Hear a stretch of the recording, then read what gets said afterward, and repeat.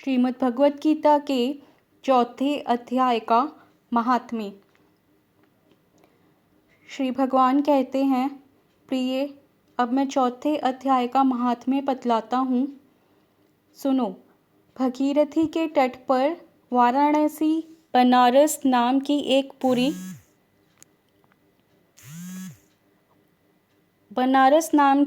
पुरी है। वहाँ विश्वनाथ जी के मंदिर में भारत नाम के एक योगनिष्ठ महात्मा रहते थे, जो प्रतिदिन आत्मचिंतन में तत्पर हो आनंद पूर्वक गीता के चतुर्थ अध्याय का पाठ किया करते थे। उसके अभ्यास से उनका अंतःकरण निर्मल हो गया था। वे शीत उष्ण आदि द्वंद्वों से कभी व्यथित नहीं होते थे। एक समय की बात है, वे तपोधन नगर की सीमा में स्थित देवताओं का दर्शन करने की इच्छा से भ्रमण करते हुए नगर से बाहर निकल गए। वहाँ बेर के 2 वृक्ष थे। उन्हीं की जड़ में वे विश्राम करने लगे। एक वृक्ष की जड़ में उन्होंने अपना मस्तक रखा था और दूसरे वृक्ष के मूल में उनका एक पैर टिका हुआ था। थोड़ी देर बाद जब वे तपस्वी चले गए, तब बेर के वे दोनों वृक्ष 5 ही 6 दोनों के भीतर सूख गए। उनमें पत्ते और डालियां भी नहीं रह गई। तत्पश्चात वे दोनों वृक्ष कई ब्राह्मणों के पवित्र गृह में 2 कन्याओं के रूप में उत्पन्न हुए। वे दोनों कन्याएं जब बढ़कर 7 वर्ष की हो गई, तब एक दिन उन्होंने दूर देशों से घूमकर आते हुए भरत मुनि को देखा। उन्हें देखते ही वे दोनों उनके चरणों में पड़ गई।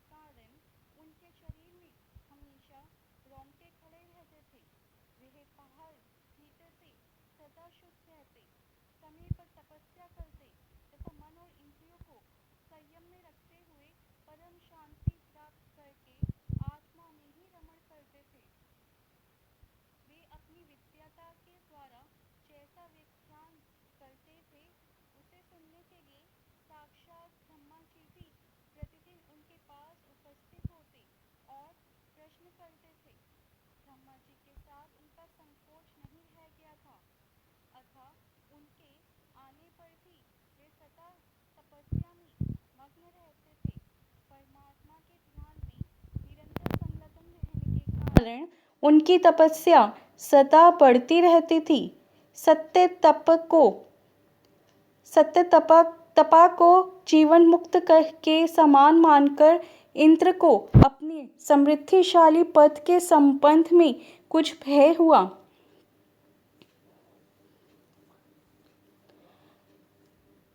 तब उन्होंने उनकी तपस्या में सैकड़ों विघ्न डालने आरंभ किए। अप्सराओं के समुदाय से हम दोनों को बुलाकर इंद्र ने इस प्रकार आदेश दिया, तुम दोनों उस तपस्वी की तपस्या में विघ्न डालो, जो मुझे इंद्र पद से हटाकर स्वयं स्वर्ग का राज्य भोगना चाहता है। इंद्र का ये आदेश पाकर हम दोनों उनके सामने से चलकर गोदावरी के तीर पर जहाँ वे मुनि तपस्या करते थे, आई।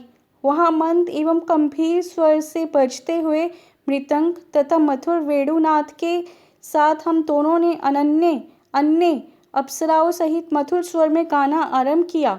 इतना ही नहीं, उन योगी महात्मा को वश में करने के लिए हम लोग स्वर, ताल और लय के साथ नृत्य भी करने लगी।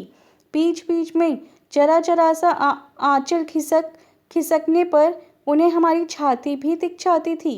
हम दोनों की उन्मत्त गति काम भाव का उद्दीपन करने वाली थी, किंतु उसने उन निर्विकार चित्त वाले महात्मा के मन में क्रोध का संचार कर दिया। तब उन्होंने हाथ से चल छोड़कर हमें क्रोधपूर्वक शाप दिया, अरे तुम दोनों गंगा जी के तट पर भेड़ के वृष हो जाओ। यह सुनकर हम लोगों ने बड़ी विनय के साथ कहा, महात्मन, हम दोनों पराधीन थी, अतः हमारे द्वारा जो दुष्कर्म बन गया है उसे आप क्षमा करें। यो कहकर हमने मुनि को प्रसन्न कर लिया। तब उन पवित्र चित्त वाले मुनि ने हमारे शापोद्धार की अवधि निश्चित करते हुए कहा, भरत मुनि के आने तक ही तुम पर ये शाप लागू होगा। उसके बाद तुम लोगों का मरते लोक में जन्म होगा और पूर्व जन्म की स्मृति बनी रहेगी। मुने, जिस समय हम दोनों बेर वृक्ष के रूप में खड़ी थी, उस समय आपने हमारे समीप आकर गीता के 4 अध्याय का जप करते हुए हमारा उद्धार किया था, अतः हम आपको प्रणाम करते हैं। आपने केवल शाप से ही नहीं, इस भयानक संसार से भी गीता के 4 अध्याय के पाठ द्वारा हमें मुक्त कर दिया। श्री भगवान कहते हैं, उन दोनों के इस प्रकार कहने पर मुनि बहुत ही प्रसन्न हुए और उनसे पूजित हो विदा लेकर जैसे आए थे वैसे ही चले गए, तथा वे कन्याएं भी बड़ी आदर के साथ प्रतिदिन गीता के 4 अध्याय का पाठ करने लगी, जिससे उनका उद्धार हो गया। गीता के 4 अध्याय 4th पार्ट।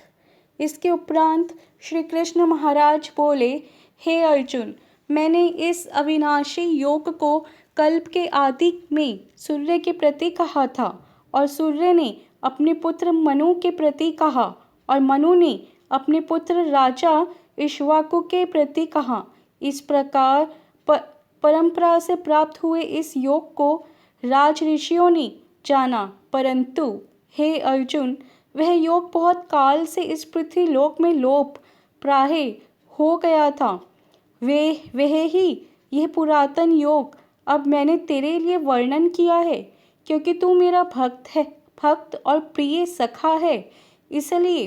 तथा ये योग बहुत उत्तम और रहस्य अर्थात अति मर्म का विषय है। इस प्रकार भगवान श्री कृष्ण चंद्र महाराज के वचन सुनकर अर्जुन ने पूछा, हे भगवान, आपका जन्म तो आधुनिक अर्थात अब हुआ है और सूर्य का जन्म बहुत पुराना है, इसलिए इस योग को कल्प के आदि में आपने कहा था, यह मैं कैसे जानूं? इस पर श्री कृष्ण महाराज बोले, हे अर्जुन, मेरे और तेरे बहुत से जन्म हो चुके हैं, परंतु हे परंतप, उन सबको तू नहीं जानता है और मैं जानता हूँ। मेरा जन्म प्राकृत मनुष्य के सदृश नहीं है। मैं अविनाशी स्वरूप अजन्मा होने पर भी तथा सब भूत प्राणियों का ईश्वर होने पर भी अपनी प्रकृति को अधीन करके योग माया से प्रकट होता हूँ।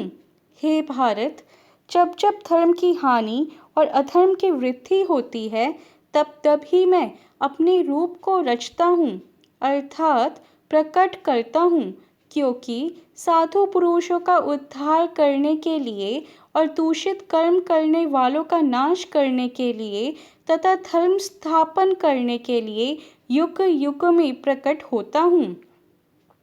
इसलिए हे अर्जुन, मेरा वह जन्म और कर्म दिव्य अर्थात अलौकिक है। इस प्रकार जो पुरुष तत्व से जानता है, वह शरीर को त्याग कर फिर जन्म को नहीं प्राप्त होता है, किंतु मुझे ही प्राप्त होता है। हे अर्जुन, पहले भी राग, भय और क्रोध से रहित अनन्य भाव से मेरी स्थिति वाले मेरे शरण हुए बहुत से पुरुष ज्ञान रूप तप से पवित्र हुए मेरे स्वरूप को प्राप्त हो चुके हैं। क्योंकि हे अर्जुन, जो मेरे को जैसे भजते हैं मैं भी उनको वैसे ही भजता हूँ। इस रहस्य को जानकर ही बुद्धिमान मनुष्यगण सब प्रकार से मेरे मार्ग के अनुसार बरतते हैं। जो मेरे को तत्व से नहीं जानते हैं वे पुरुष इस मनुष्य लोक में कर्मों के फल को चाहते हुए देवताओं को पूजते हैं और उनके कर्मों से उत्पन्न हुई सिद्धि भी शीघ्र ही होती है, परंतु उनको मेरी प्राप्ति नहीं होती। इसलिए तू मेरे को ही सब प्रकार से भज। हे अर्जुन, गुण और कर्मों के विभाग से ब्राह्मण, क्षत्रिय, वैश्य और शूद्र मेरे द्वारा रचे गए हैं। उनके कर्ता को भी मुझ अविनाशी परमेश्वर को तू अकर्ता ही जान। क्योंकि कर्मों के फल में मेरी स्पृहा नहीं है, इसलिए मेरे को कर्म लिपायमान नहीं करते। इस प्रकार जो मेरे को तत्व से जानता है वह भी कर्मों से नहीं बंधता है तथा पहले होने वाले मुमुक्ष पुरुषों द्वारा भी इस प्रकार जानकर ही कर्म किया गया है। इससे तू भी पूर्वजों द्वारा सदा से किए हुए कर्मों को ही कर। परंतु कर्म क्या है और अकर्म क्या है, ऐसे इस विषय में बुद्धिमान पुरुष भी मोहित हैं। इसलिए मैं वह कर्म अर्थात कर्मों का तत्व तेरे लिए अच्छी प्रकार कहूँगा कि जिसको जानकर तू अशुभ अर्थात संसार बंधन से छूट जाएगा। कर्म का स्वरूप भी जानना चाहिए और अकर्म का स्वरूप भी जानना चाहिए तथा निषिद्ध कर्म का स्वरूप भी जानना चाहिए, क्योंकि कर्म की गति गहन है। जो पुरुष कर्म में अर्थात अहंकार रहित की हुई संपूर्ण चेष्टाओं में अकर्म अर्थात वास्तव में उनका ना होनापना देखे और जो पुरुष अकर्म में अर्थात अज्ञानी पुरुष द्वारा किए हुए संपूर्ण क्रियाओं के त्याग में भी कर्म को अर्थात त्याग रूप क्रिया को देखे, वह पुरुष मनुष्यों में बुद्धिमान है और वह योगी संपूर्ण कर्मों का करने वाला है। हे अर्जुन, जिसके संपूर्ण कार्य कामना और संकल्प से रहित है, ऐसे उस ज्ञान रूप अग्नि द्वारा भस्म हुए कर्मों वाले पुरुष को ज्ञानी जन भी पंडित कहते हैं। जो पुरुष संसारिक आश्रय से रहित सदा परम आनंद परमात्मा में तृप्त हैं, वह कर्मों के फल और संग अर्थात कर्तृत्व अभिमान को त्याग कर कर्म में अच्छी प्रकार बरतता हुआ भी कुछ भी नहीं करता है। जीत लिया है अंतःकरण और शरीर जिसने तथा त्याग दी है संपूर्ण भोगों की सामग्री जिसने, ऐसा आशा रहित पुरुष केवल शरीर संबंधी कर्मों को करता हुआ भी पाप को नहीं प्राप्त होता है। अपने आप जो कुछ आ प्राप्त हो उसमें ही संतुष्ट रहने वाला और हर्ष शोकादि द्वंद्वों से अतीत हुआ तथा मत्सरता अर्थात ईर्ष्या से रहित सिद्धि और असिद्धि में समत्व भाव वाला पुरुष कर्मों को करके भी नहीं बंधता है, क्योंकि आसक्ति से रहित ज्ञान में स्थित हुए चित्त वाले यज्ञ के लिए आचरण करते हुए मुक्त पुरुष के संपूर्ण कर्म नष्ट हो जाते हैं। उन यज्ञ के लिए आचरण करने वाले पुरुषों में से कोई तो इस भाव से यज्ञ करते हैं कि अर्पण अर्थात स्त्रुवातिक भी ब्रह्मा है और हवि अर्थात हवन करने योग्य द्रव्य भी ब्रह्म है और ब्रह्म रूप अग्नि में ब्रह्म रूप कर्ता के द्वारा जो हवन किया गया है वह भी ब्रह्म ही है, वह भी ब्रह्मा ही है। इसलिए ब्रह्म रूप कर्म में समाधिस्थ हुए उस पुरुष द्वारा जो प्राप्त होने योग्य है वह भी ब्रह्मा ही है और दूसरे योगीजन देवताओं के पूजन रूप यज्ञ को ही अच्छी प्रकार उपासते हैं अर्थात करते हैं और दूसरे ज्ञानीजन परब्रह्म परमात्मा रूप अग्नि में यज्ञ के द्वारा ही यज्ञ को हवन करते हैं। अनन्य योगीजन क्षेत्राधिक सब इंद्रियों के संयम अर्थात स्वाधीनता रूप अग्नि में हवन करते हैं, अर्थात इंद्रियों के विषयों से रोककर अपने वश में कर लेते हैं। और दूसरे योगी लोग शब्दाधिक विषयों को इंद्रिय रूप अग्नि में हवन करते हैं, अर्थात राग द्वेष रहित इंद्रियों द्वारा विषयों को ग्रहण करते हुए भी भस्म रूप करते हैं। दूसरे योगी जन संपूर्ण इंद्रियों की चेष्टाओं को तथा प्राणों के व्यापार को ज्ञान से प्रकाशित हुई परमात्मा में स्थिति रूप योग अग्नि में हवन करते हैं। दूसरे कई पुरुष ईश्वर अर्पण बुद्धि से लोक सेवा में द्रव्य लगाने वाले हैं। वैसे ही कई पुरुष स्वधर्म पालन रूप तप यज्ञ को करने वाले हैं और कई अष्टांग योग रूप यज्ञ को करने वाले हैं। और दूसरे अहिंसादि तीक्ष्ण व्रतों से युक्त यत्नशील पुरुष भगवान के नाम का जप तथा भगवत प्राप्ति विषयक शास्त्रों का अध्ययन रूप ज्ञान यज्ञ के करने वाले हैं। दूसरे योगी जन अपान वायु में प्राण वायु को हवन करते हैं। वैसे ही अन्य योगी जन प्राण वायु में अपान वायु को हवन करते हैं तथा अन्य योगी जन प्राण और अपान की गति को रोककर प्राणायाम के परायण होते हैं। दूसरे नियमित आहार करने वाले योगी जन प्राणों को प्राणों में ही हवन करते हैं। इस प्रकार यज्ञों द्वारा नाश हो गया है पाप जिनका, ऐसे ये सभी पुरुष यज्ञों को जानने वाले हैं। हे कुरुश्रेष्ठ अर्जुन, यज्ञों के परिणाम रूप ज्ञान मृत को भोगने वाले योगी जन सनातन परब्रह्म परमात्मा को प्राप्त होते हैं और यज्ञ रहित पुरुष को यह मनुष्य लोक भी सुखदायक नहीं है, फिर परलोक कैसे सुखदायक होगा। ऐसे बहुत प्रकार के यज्ञ वेद की वाणी में विस्तार किए गए हैं। उन सबको शरीर मन और इंद्रियों की क्रिया द्वारा ही उत्पन्न होने वाले जान। इस प्रकार तत्व से जानकर निष्काम कर्म योग द्वारा संसार बंधन से मुक्त हो जाएगा। हे अर्जुन, संसारिक वस्तुओं से सिद्ध होने वाले यज्ञ से ज्ञान रूप यज्ञ सब प्रकार श्रेष्ठ है, क्योंकि हे पार्थ, संपूर्ण यावन मात्र कर्म ज्ञान में शेष होते हैं, अर्थात ज्ञान उनकी पराकाष्ठा है। इसलिए तत्व को जानने वाले ज्ञानी पुरुषों से भली प्रकार दंडवत प्रणाम तथा सेवा और निष्कपट भाव से किए हुए प्रश्न द्वारा उस ज्ञान को जान। वे मर्म को जानने वाले ज्ञानी जन तुझे उस ज्ञान का उपदेश करेंगे कि जिसको जानकर तो फिर इस प्रकार मोह को प्राप्त नहीं होगा। और हे अर्जुन, जिस ज्ञान के द्वारा सर्वव्यापी अनंत चेतन रूप हुआ अपने अंतर्गत समष्ट बुद्धि के आधार संपूर्ण भूतों को देखेगा और उसके उपरांत मेरे में अर्थात सच्चिदानंद स्वरूप में एक ही भाव हुआ सच्चिदानंद में ही देखेगा। यदि तू सब पापियों से भी अधिक पाप करने वाला है तो भी ज्ञान रूप नौका द्वारा निसंदेह संपूर्ण पापों को अच्छी प्रकार तर जाएगा।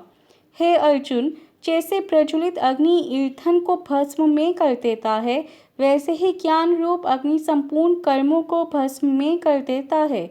इसलिए इस संसार में ज्ञान के समान पवित्र करने वाला निसंदेह कुछ भी नहीं है। उस ज्ञान को कितने ही काल से अपने आप समत्व बुद्धि रूप योग के द्वारा अच्छी प्रकार शुद्धांतकरण हुआ पुरुष आत्मा में अनुभव करता है। हे अर्जुन, जितेंद्रिय तत्पर हुआ श्रद्धावान पुरुष ज्ञान को प्राप्त होता है। ज्ञान को प्राप्त होकर तत्क्षण भगवत प्राप्ति रूप परम शांति को प्राप्त हो जाता है।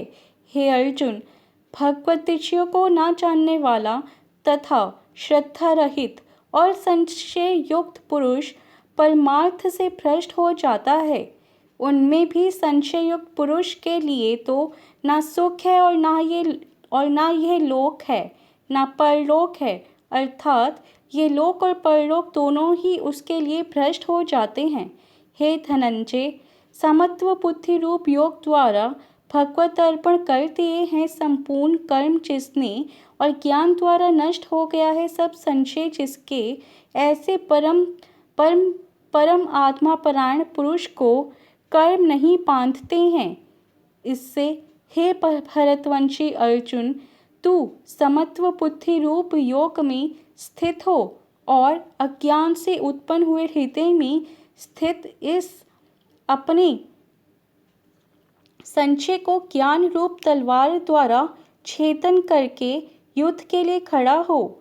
इति श्रीमद् भगवद्गीता रूपी उपनिषद एवं ब्रह्म विद्या तथा योग शास्त्र विषयक श्री कृष्ण और अर्जुन के संवाद में ज्ञान कर्म संन्यास योग नामक चौथा अध्याय।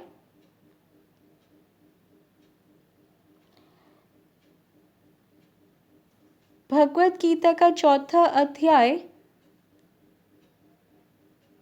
संस्कृत में।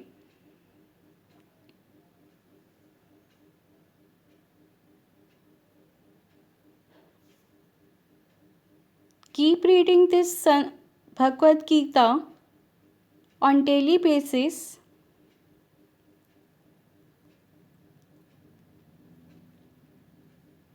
Hope you like this video. Thank you for watching this video.